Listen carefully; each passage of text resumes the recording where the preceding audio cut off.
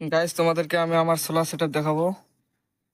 তো আমার চালের উপরে রয়েছে সোলার। তো আমি এই মইটা দিয়ে চড়বো এখন, তোমাদেরকে চড়ে দেখাচ্ছি যে আমি সোলার প্যানেলটা কিভাবে সেট করেছি। অনেক কষ্ট করে উঠতে হয়। তো আজকে বৃষ্টির দিন হয়েছে, সকাল সকাল বৃষ্টি হয়েছে, তো তোমাদেরকে উপরে উঠে দেখাচ্ছি। ঠিক আছে গাইস, দেখতে পাচ্ছ গাইস, কষ্ট করে উঠতে হয় গাইস। চালের উপরে উঠে তারপরে এখান দিয়ে এসে এখানে তোমাদেরকে দেখাচ্ছি সোলার প্যানেলটা। দেখতে পাচ্ছ গাইস, গাইস একদম পরিষ্কার হয়ে আছে, কারণ বৃষ্টি হয়েছে। বৃষ্টির দিনে তোমাদেরকে সোলার প্যানেল পরিষ্কার করতে হয় না। ধুলোর দিনে, যখন গরমের দিন থাকে তখন ধুলো হয়, তখন পরিষ্কার করতে হয়। তো দেখতে পাচ্ছ বৃষ্টি হওয়ার কারণে একদম পরিষ্কার হয়ে গেছে। দেখতে পাচ্ছ রৌদ্র নেই আকাশে, আকাশে একদম রৌদ্র নেই। বৃষ্টি হয়েছে সকাল সকাল, তো একদম সোলার প্যানেল পরিষ্কার রয়েছে।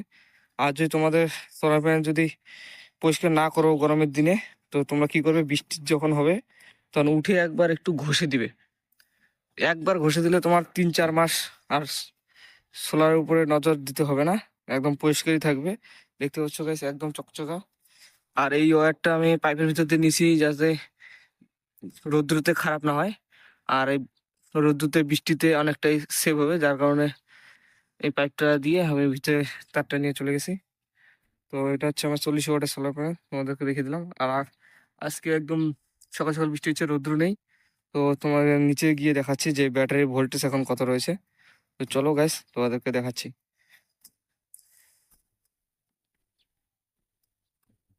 তো গাইস ফাইনালি নিচে চলে আসলাম এবং ঘরের ভিতরে নিয়ে গিয়ে তোমাদেরকে দেখাচ্ছি যে আমার সোলার ব্যাটারিতে কত চার্জ রয়েছে। তো আমি ইলেকট্রিকের সাহায্যে চার্জ করছি না আজকে, কালকে করেছিলাম, তোমাদেরকে ভিডিওতে দেখিয়েছিলাম। এই টু পিনটা এখানে লাগানো ছিল, যেটার সাহায্যে আমি চার্জারটার সাহায্যে চার্জ করেছিলাম কালকে। তো আজকে আর চার্জ করছি না। দেখতে পাচ্ছ সকাল সকাল 12.4 এবং 0.0 এম্পিয়ার, কোনো এম্পিয়ার এখন লোড চলছে না। তো 12.4 চার্জ রয়েছে এবং দেখতে হচ্ছে সোলার চার্জ কন্ট্রোলের এসপিবি চার্জিং অন রয়েছে। সোলার চার্জ করতেছে এখন। আর এটার সাহায্যে আমি চাইলে ডিসি লোড জ্বালাতে পারি, দেখতে পাচ্ছ।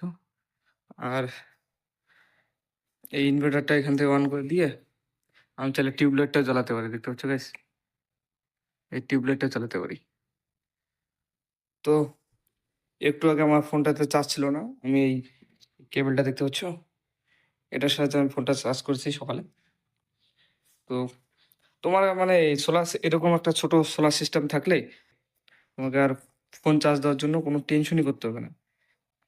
কারণ আমার তো টেনশন করতে হয় না, আমি ফোন চালাই, যখন খুশি চালাই। আমি চার্জ করার জন্য আমি এত করি না।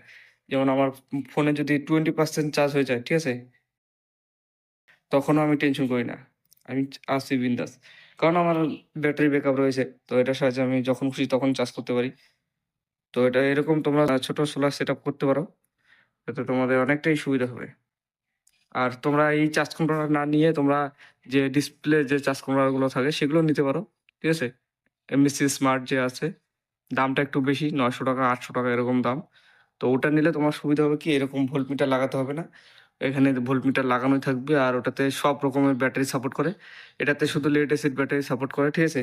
এরকম ব্যাটারি, বা তোমাদেরকে বলেছিলাম যে অ্যাসিড ব্যাটারি, যেগুলো পানি ব্যাটারি থাকে, ঠিক আছে, ওগুলো ব্যাটারি এটাতে সাপোর্ট করে। এটাতে লিথিয়াম ব্যাটারি বা লিথিয়াম ফসফেট ব্যাটারি সাপোর্ট করে না। তো তোমরা এমএসসি স্মার্টের চার্জ নিতে পারো, সেটাতে তোমার সব রকমের ব্যাটারি সাপোর্ট করবে। আর ওটাতে তুমি সেটিং করতে পারবে, কিন্তু এটাতে কোনো সেটিং করতে পারবে না। এটাতে যা অটোমেটিক সেট করাই থাকে, ঠিক আছে। আর ও অটোমেটিক লো কাট হাই কাট করে। আর এমএসসি স্মার্টে তুমি নিজের থেকে সবকিছু করতে পারবে। তো এটা হচ্ছে আমার সোলার সেট আপ, তোমাদেরকে দেখিয়ে দিলাম।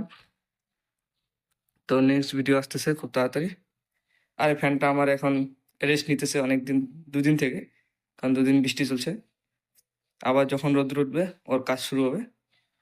আর এখন সকাল 9টা বাজে, তোমাদেরকে ভিডিওটা দেখালাম, এখন সকাল 9টা বাজে।